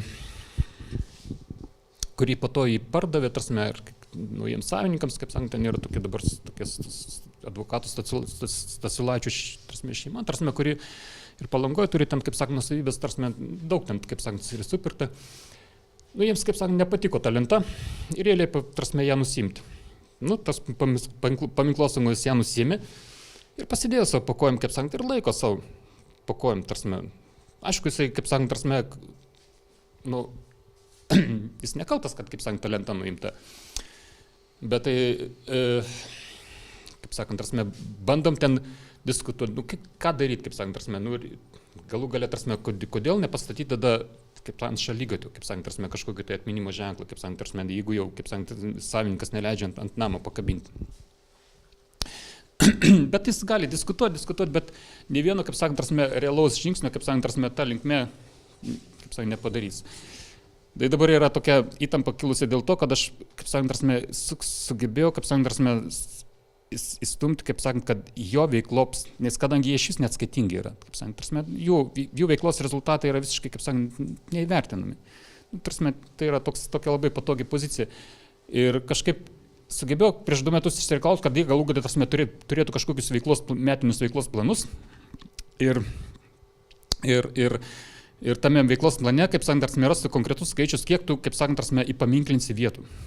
Tai yra konkrečiai būtent su laisvės kovų atminimas, kad problema tame, kad žmonės stato paminklus, jie yra kaip ir privatus, kaip sakant, tai tie koplytstoliai, kaip sakant, kad jų valstybė, kaip sakant, jos valstybė gerbė, kaip sakant, atidarimuose dalyvauja merai ten ir taip toliau, kaip sakant, visa, kaip sakant, karaliaus vita, bet toliau jie, kaip sakant, taip ir lieka tokie, kaip sakant, privačiam lygmenį, Tai, sakau, yra visa aibė tokių ženklų, taip pačiai, Kretingos savivaldybės teritorijoje.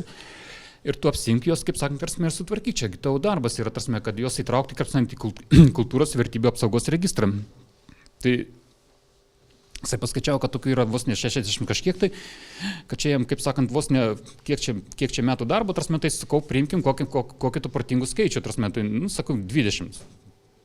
Ir įkeliam, per tarybos posėdį, kad jam pareiga yra 20 vietų įpaminklinti, bet aš jau dabar nesutinku daugiau. Nežinau, kaip jums seksis, bet žinau, kad niekas nepajudėjo. Tai va. Taip.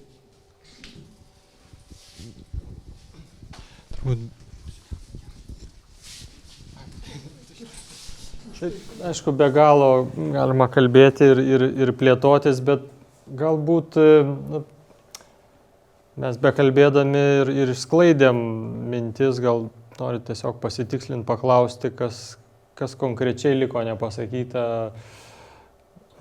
nežinau. Pirmiausia, tai turbūt padėkosim visiems tiem trim šauniem vyram už visą tą jų nuveiktą darbą. Tai iš tikrųjų čia tik tai atrodo taip lengvas papasakojimas, o vis dėlto pagalvokim iš tikrųjų jų pačių kelias. Tai jeigu galvosim apie Saulių kelias į atminimą, praktiškai į atminimą, į savo vietą šitą. Ir atrodo toks nedidelis objektas, tik tai bunkeris. O kaip pradeda Aurimas, ką reiškia informacijos surinkimas ir panašiai, ir pateikimas, ką reiškia žmogui ta vieta. Ir kitas dalykas yra, kai pats bunkeris. Ir atrodo tokia nedidelė detalė per tą nedidelį fragmentėlį. Tai kaip vis dėlto veriasi visiškai kitaip pasaulis. Tenai pasaulis iš tikrųjų didžiąją to žodžio prasme, kaip karo pasaulis, to laiko karo pasaulis, mūsų karo pasaulis. Tenai šitą, kuris vis dėlto vyko, kitaip mes nebūtume buvę tauta ir nebūtumėm ir dabar jie. Tenai, jeigu jo to nebūtų buvę. Tenai tai iš tikrųjų pirmiausia, tai didelis dėkui visiems tiem žmonėm, kurie prisidėjo prie šito nedidelio fragmento dideliam paveiksle rašymą. Tenai ir tapimą. Dėkui jums. Bet dabar iš tikrųjų, jeigu turit kokį labai neatidėliotiną trumpą kokį klausimą, nes labai daug laiko ir šaltokai yra, tai vis dėlto sudarykim galimybę. Iš vaikystės, aišku, aš pats irgi asmeniškai kasėm bunkerius, tas, nežinau, gal genuose buvo ar kas. Bet dabar šiandieną šitam renginį, aišku, nematau nei vieno vaiko jaunesnio amžiaus. Internete šitą transliaciją, manau, vaikų žiūrės nulis, gal 1-2. Tai situacija kažkas yra ne taip. Tai yra, manyčiau, čia yra pateikimo forma. Ir šitas sprendimas būtų labai paprastas. Mes Klaipėdoje turim bunkerius, tai yra slėptuvės. Aš manyčiau, jeigu organizatoriai pakartotų šitą visą laidą tik tai kitoj aplinkoj, tai yra tuose bunkeriuose, kurių yra ten galima atvesti 200-300 vaikų, pakartoti tą pačią laidą, tą patį ekraną, tie patys žmonės, bet jeigu pamatyčiau bent 20-30 jaunų vaikų, ten 10-mečių, 15-mečių, tai tikrai ateičiau į tą laidą ir atvešiau gal klasę, gal 2. O vieta, jeigu nežinot, kur Klaipėdoje yra bunkeriai, kurie yra apleisti, kurie yra veikiami, aš jau galiu, kaip sakoma, žemėlapio pirštais parodyti. Bet vaikų, manau, jeigu bus bent viena klasė, tai čia bus fantastika. Ačiū Jums. Ir gal antrą kartą teks dalyvauti. Taip, čia tarp kitko geras užėjimas, jo labiau, kad čia ir mokytojų, kiek matau, yra tenai atėjusi, tai man rodos ir vaikų prisišnekinti nebūtų taip jau sunku, bet reikia tik tai vieno dalyko, iniciatyvos tenai ten šitą, kad galima būtų tą konkrečiai padaryti, ko gero, kadangi bunkerį, tai truputį šiltesnių galbūt laiku. Tenai, taip, Vytas mačiau? Šitą norėjau pasitikslinti dėl jūsų to minėta, ar tai tunelė, ar tai apkasa. Vienas vienaip, kitas kitaip. Aš tai čia irgi kaip kraštotyrininkas išniukštinėjus aplink Klaipėdą visus miškelius, miškus iki Juodkrantės, sakykime, imtinai. Ir toliau, bet ten jau mažiau. O čia pilna tų nuo karo laikų apkasų, blindažų, jeigu kariškais terminais, ten nežemynėm aš daugiau laikaus to užsienį. ukrainietiška blindažas kažkaip geriau skamba. Žemynę tai bulviam sudėti gali ten. Jo, tai šita vienas dalykas. Ir ar ten iš to vadino tunelį, ar ten yra kažkokį įdubą, ar tik tai va jūs Pilimėlį minėjot, nes taip tai va visi tie jų perkasimai puikiausiai išlykė. Nežiūrint, kad miške rodas turėjo, nu, ten dėl tų lapų, tai ten biškutį dugnį ten, o šiaip jie puikiausiai stovėjo. Jūsų lyg tai ten toks kaip ir užpiltas, tik tai Pilimėlė ten šiek tiek žymės. Paskui, čia nelabai išrimtas žmogaus, ten biznieriukas toksai. Nu, tiek to epitetų nenaudosiu šitą. Tai vadinasi, jis man paporina čia nesenai tokį dalyką, kad Smetonos žmonos brolis Chomentauskas turbūt, jo, rodas kaip ten ta pusiau lenkiška pavardė. Kaip? Chodakauskas. Ai, Chodakauskas, atsiprašau. Taigi, kabuk tai čia Palangos kažkaip tai irgi gerai ten nežina, girdėjęs kažkas tai su Palanga, kad išdavinėjęs, ar išdavė vienetinę ten kažkokį partizanų grupę, ar kaip, nesugirdėjęs niekur tokio faktą, ar čia yra išmislos, kaip saka, ar kažkoks tai tikras faktas.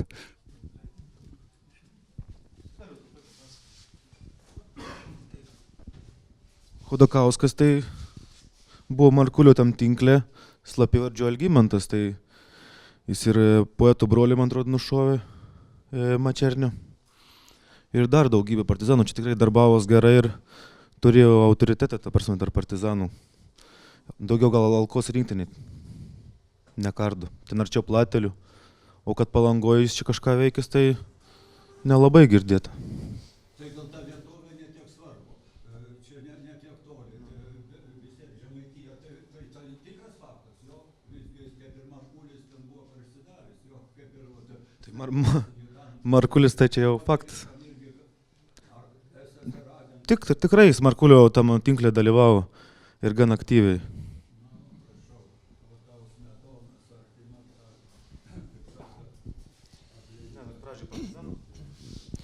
Čia šiaip į tą, nebūtinai, į tą patį, bet prieš pusantrų metų visiškai netikėtai, beieškant mūsų senųjų sutartinių atlikėjų pėdsakų, atsidūriau tam pačiam kaime, iš kurio kilęs, reikia sakyti, Markulis pasirodo.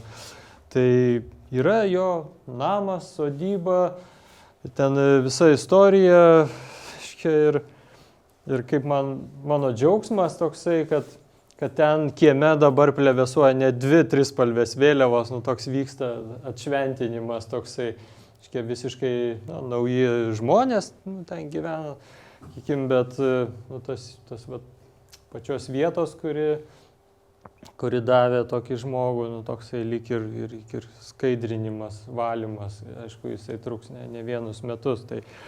O dėl apkaso, bunkerio, tunelio, blindažo, žeminės, visa tokia ilga kalba,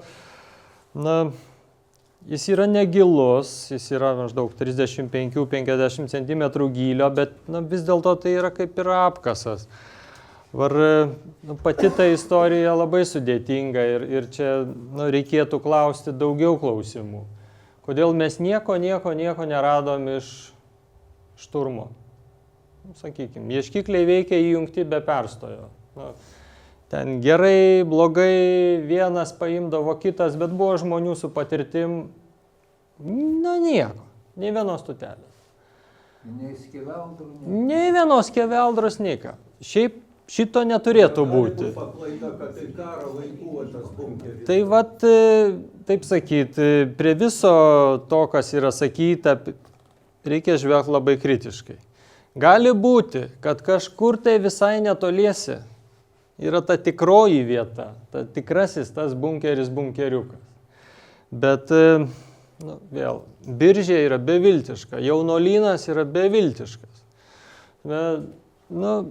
Ten, kur praeina miško kirtimas, jūs žinot, kad paskui gali įžengti tik tai, jau kai jau tas miškas praauga, jau tas pomiškis laisvesnis, o kai yra tas Jaunolynas, ten yra Nelabai norisi tikėti, kad partizanai ten dar aplink bunkerį, kur slapčiausiai stengiasi, kad nieks nepamatytų, dabar apkasais apsikastų, kur kiekvieną varną gali pastebėti. Šiaip senus bunkerius jie mėgdavo naudoti. Jie mėgdavo naudoti ir 44 ne vienas atvejis yra, kada jie apskritai ateina į raudonųjų partizanų bunkerius, žeminės ten, kur tiesiog galvodami, kad nieks nesitikės ir panašiai. Ateina į Raudonosios armijos tokius ligoninės bunkerius, čia apie Raseinius Kelmę. Vėl, kodėl tą daro? Vėl ta pati samprata.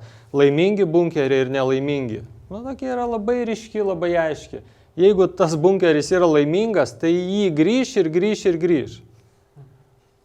Jeigu yra nelaimingas, taip kaip ir žmonės, visi žinom, kai sekasi, kai laimė lydi, yra visai kitas buvimas.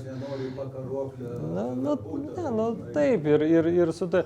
Taigi, ta istorija yra nebaigta, byla yra nebaigta. Gali būti, kad per daugelį metų tiek Zobernio sūnėnas, tiek ryšininkė, per daugelį metų gali būti, kad kažkur ta vieta yra šalia. Sakykime, archeologija to nepatvirtina, nors pats scenarijus būtų tikėtinas. Yra senas 44 metų bunkeris, kur 49 metų rudenį vėlyvą ateina, partizanas sako, žinai, čia mes vėl jį pasitvarkom ir mes čia tą žiemą žiemojam. Visiškai gali būti. Bet, Aišku, dar ten galima vis dėlto galvoti ir apie dar vieną dalyką. Jūs darėte tik taip pjūvius dabar to. Ten, jeigu, sakykime, tyrimą padaryti, gal kas nors dar išlystų tenai, dar galima būtų gal tikslinti kažką, tai dar galima kažką tai tikėtis. Galima, bet šturmo metu, vis tiek, jeigu tikrai ryšininkės pasakojimas, jeigu vienas yra granatos sudraskytas, reiškia jisai viduj, didžiausia tikimybė. Bet jeigu kiesa šautas į paširdžius, reiškia veržėsi, taip išeitų, turėjo veržtis, bent jau pasakojimuose. Bet bunkerių verždavosi, vokis skaitai pilna Lietuva tokių pavyzdžių. Apsukti bandydavo veržti, vienam pasisekdavo, tikėrasi. Vėl, sakykime, ten net ir tas budėjimas, ar ten anksčiau ar vėliau, čia Radviliškio rajone vieną mišką 3 metus jau tyrinėjam. Tai netgi nieko neveikdami, sakykime, būdami pasaloj, sovietų kariai, čia turbūt stribais ir nereikia jų vadinti, iš esmės yra kariai, tai jie, žinokit, tiek po savęs palieka, patikėkit. Šoviniai iškrito, nepakėlė, šitas cigarečių kandiklis krito, nukrito į minę, kažkokie daikčiukai.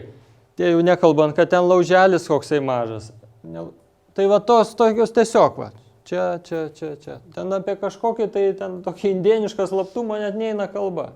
Ėjai po savęs, čia krito, nukrito, moneta iškrito, kokia smulki, nepakėlė. Tai taip viskas lieka. Tai ta bunkerio byla. Bet jūs pamatęs, dar sykį, reiškia, ir aš tai mielai prisijungčiau ir pasakočiau ir bunkeryje. Bet dabar kaip tik mūsų pažįstama draugė, kaip tik disertacija yra paruošta, turbūt šįmet bus apginta, reiškia, apie įamžinimą į paveldinimą Aistės Petrauskienės. Tai jos viena pagrindinių išvadų yra, kad šita trečioji karta, to jaunimo, kuris čia nesėdi tarp mūsų šiandien, pats geriausias būdas su jais dirbti yra žygiai. Iš esmės tai, ką Saulius daro ir tai, ką mes matom per Lietuvą, Vilnijantis pėsčiom keliavimas per tas vietas, jis sutraukia šimtus. Tai yra toksai, išsižioji. Ir tada su jais ir bendrauji, toj vietoj pasakoji. Tai gerai, tai prašau. Mums jau, žinokit, laikas jau eina jau. Vienas žodis, nesupratot mintį. Yra, pavyzdžiui, pas mus centrinis bunkeris, slėptuvė, kuri talpina 300-400 žmonių, kuri veikianti ir į ją galima susitarti su civilinė apsauga, pastatyti ekraną ir pranešti ir klasėm, ir mokiniam, ir aš manau, kad jaunimas tikrai ateis pasižiūrėti, kuris gyvenime net nežino, kur ta Klaipėdoje slėptuvė yra. Tai eis ten daugiau norinčių bus vaikų, negu tą galėsim tuos 300 ten patalpinti. Ir šitą paskaitą ten bus daugiau vaikų susirinks, ne taip kaip dabar nei vieno. Tai aš norėjau. Ne, tai šaunu, jeigu yra galimybė susitarti, tai... Bunkeriai yra centrinėje miesto dalyje, nereikia nei važiuoti į mišką, nieko, nereikia... tą patį tik tai švietą. Šiaip tai šita tema dėl bunkerių, sakykime, galų galėvai ir dėl bunkerio, kuris prie Girulių yra, kurie veikia ir jaunimas sutraukia tenai ir panašiai, Klaipėdos jaunimo terpėje vis dėlto tai veikia. Tenai šita tai yra jau sistema, kuri, sakykime, kažkur tai galima netgi pasinaudoti jau susikūrusiam infrastruktūrom, kurios gali priimti ir padaryti tai labai vykusiai. Tai šitie dalykai iš tikrųjų yra. Bet tom progom prisiminti, kad buvusios sistemos ir vokiškos, ir sovietinės yra veikia, kad galima pasinaudoti. Taip, kodėl ne? Tai čia yra toks dalykas, sakykime, apie formas galima iš tikrųjų pagalvoti, man rodos ir mokyklose tai būtų. Gerai, aš iš tikrųjų neturiu teisės daugiau trukdyti ir žmonių, kuriem vis dėlto dar iki namų parvažiuoti reikia tenai šitą, o jau yra vėlyvas metas. Tema, kaip matom, tik tai trupinėlis pajudintas, o kalbėti galima būtų čia daug. Ir labai keistai atrodo tokios laidos, kaip kad vakar, kad buvo Lopata ir Bumblauskas šitą, kai kalba, kad Lietuvoje vis dėlto nėra pagalvota apie šimtmečio programą, deramai nėra pagalvota. Tenai, o ar čia neverta yra tema. Tenai tai pagalvoji, o vis dėlto, o kas būtų, jeigu mes vis dėlto vieną kartą tai pajudintumėm ir nebūtų tų sėdinčių ir kalbančių, bet būtų ir darantis. Jo labiau, kad vaikai iš tikrųjų ateina, jie nori, jie daro, jie mato, jie tarpusavį kalba. Tai šiuo atveju tikrai labai dėkui visiems, kurie čia susirinkot, dėkui prelegentams svarbiausia, kurie rado laiko pas mus atvažiuoti ir pasidalinti savo mintimis, savo patirtimi. Kito mėnesio 1 trečiadienį jau tikrai turėsim archeologiją, mes jau kaip ir dabar su archeologija užkabinom šitą, tai jau tikrai turėsim archeologiją ir jau tikrai iš miesto istorijos. Tad mielai laukiam kitą kartą, galbūt jau ir šiek tiek šilčiau bus.